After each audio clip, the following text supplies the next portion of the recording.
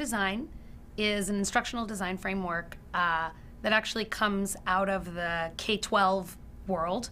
And the folks who are kind of cited as the founders or the primary influence are Wiggins and McTighe, and they have a series of very practical workbooks and workshops around how one can think about the design of learning environments in terms of learning first.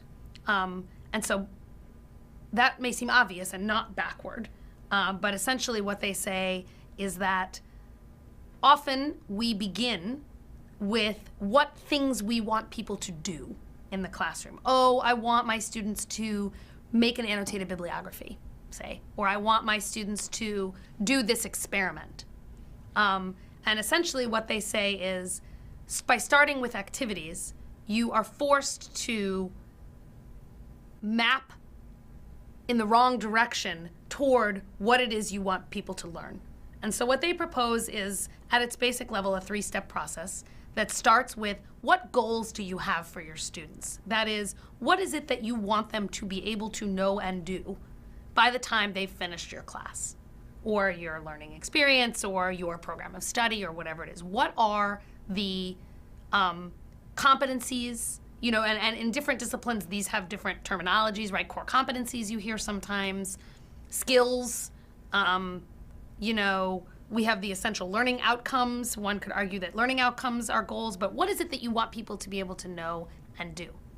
And then they say, oftentimes, if people have started with that, they will then jump to activities. Well, I want people to know how to analyze a 20th century fiction text, so I'm gonna have them write a paper on some 20th century fiction text of their choosing.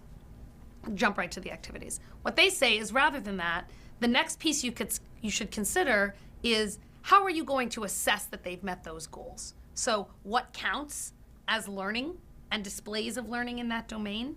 What forms of assessment ought you to use? And they talk both about formative assessment, so assessment of process and along the way, and opportunities to move students down different trajectories if they don't seem to be getting it, and also summative assessment. So what are you gonna do at the end of a process to make sure they've learned it? Only then do you move to, what are we actually gonna do in the classroom? Because all of those activities, in theory, should be geared towards students' display of knowledge within the context of what it is you want them to be able to learn. So if the idea is that they should be able to analyze you want them to be able to understand how the analysis of fiction text works, you would ask yourself, well, what constitutes evidence that they know how to analyze a fiction text? And that may take you to the paper, but it may take you to some other forms of assessment that are either smaller along the way or look somehow different than what the standard assignment is. Or you may realize that you're asking people to do that as an assessment, but that you're not giving them any clues along the way as to how to get there, whether that's in more micro assessments, smaller, you know, breaking down the task into smaller versions, or you're not giving them any sort of explicit instruction around how to engage in that task, but simply expecting, well, all students know how to write a paper, so write this paper. But the instruction happens around these other ideas. And so really the backward design process is an alignment activity, a series of alignment exercises. And the biggest, I think one of the biggest challenges is that sometimes what happens is you have to get rid of things that you really like.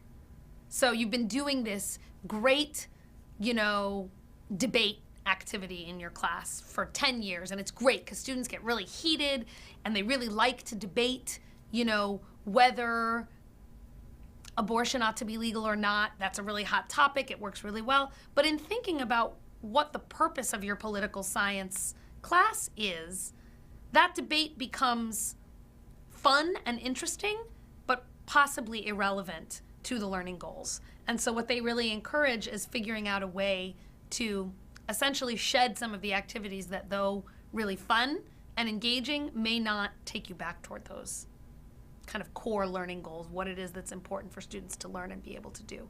Sometimes the backward design process doesn't take you very far from where you started, and it's just a useful way to make explicit for yourself how your classroom activities do align up with the ways in which you're assessing learning and the goals that you have. And just as a reminder, a way to make explicit for students, a way to make clearer to them how what they're doing on a day-to-day basis contributes to the learning goals. So even if you're already there, which some people are, you can be more explicit about that relationship. And I think one of the things I found in my own teaching is that we assume that those relationships are clear for students, but they're often not clear. And so simply by being explicit about the relationship between learning goals and assessments and activities can be helpful for students along the way, and to continually revisit that and reflect on it in your own teaching, but also in the ways that you have students work with assessments, to have them reflect on that relationship can be a really helpful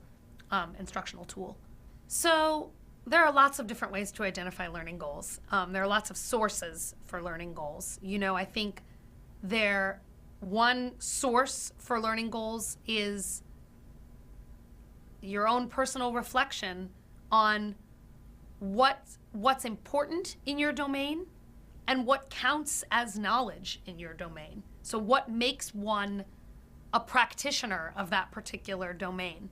And those things can be, they can be at various scales, various levels, right? So I think the essential learning outcomes on campus are an attempt to give voice to very high level learning goals that we as a campus have for undergraduate students. And you can see those taken up in different ways in different kinds of disciplines. So we can have these high level, what does it mean to be a practitioner of, and I don't mean practitioner, but professional, but student of, a discipline. What does it mean to be a student of political science? And what do we expect people to know and be able to do in that context?